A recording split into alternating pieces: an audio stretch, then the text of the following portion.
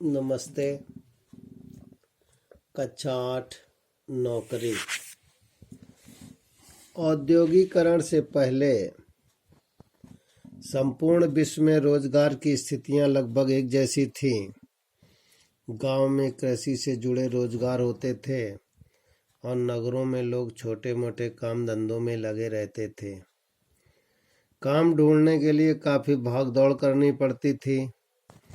प्रस्तुत कहानी ऐसी ही परिस्थिति पर आधारित है। आपके सामने दो ज़रूरतमंद लोग हो, लेकिन आप उनमें से किसी एक की ही मदद कर सकते हैं।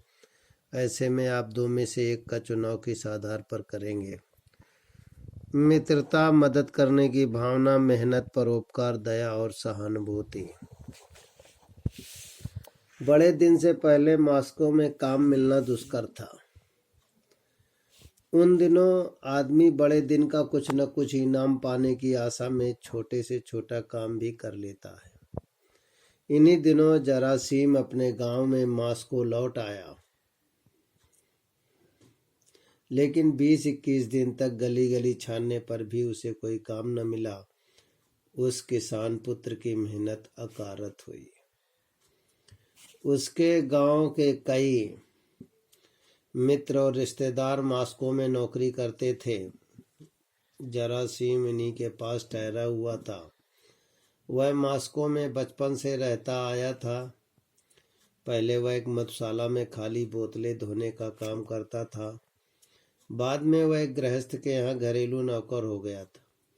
अब भी वही होता यदि उसे फौजी काम के लिए गांव न बुलाया गया होता। न जाने क्यों उसे फौज में भर्ती नहीं किया जा सका।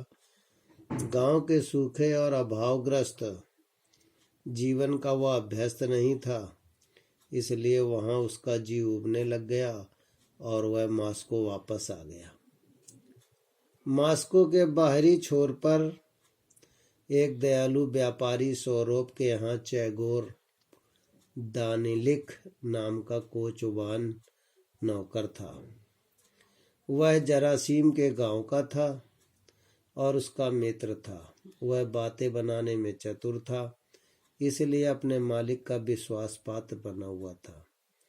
एक दिन जरासीम अपने इसी मित्र के पास आया। अभिवादन के बाद वह उसके पास बैठ गया। कोचवान ने उसका स्वागत किया और पूछा, कहो क्या हालचाल है? आजकल क्या कर रहे हो? बहुत बुरा हाल है चैगोर दानिलिक। कई सप्ताह से मैं बिल्कुल बेकार हूँ। क्यों अपने पुराने मालिक के पास नहीं गए? गया तो था, किंतु जगह पहले ही भर चुकी थी। यह बात है तो तुम नए छोकरों के काम करने का ढंग ही ऐसा है। जब तक नौकरी करते हैं तब तक तो जैसे बेगार टालते हो। तभी तो एक बार नौकरी छोड़ने पर दोबारा तुम्हें काम नहीं मिलता। मुझे देखो, यदि कभी मुझे यहाँ से नौकरी छोड़कर गांव जाना पड़े तो वहाँ से लौटने पर सारोप साहब न केवल बिना कहे रख लेंगे, अपितु खुश भी होंगे। जरासीम उदास बैठा था। वह देख रहा था कि उसका मित्र अनावश्यक रूप से बात को बढ़ा चढ़ाकर कह रहा था। तथापि वह बोला, सो तो मैं जानता हूँ, पर तुम्हारे जैसे अच्छे आदमी हैं ही कितने। दुनिया में कोई 10-20 चैगोर तो है नहीं। यदि तुम अच्छा काम न करते होते तो तुम मालिक के यहाँ 12 बरस कैसे गुजारते? यह सुनकर चैगोर के मुंह पर मुस्कुराहट फैल गई। उसे अपनी प्रशंसा अच्छी लगी।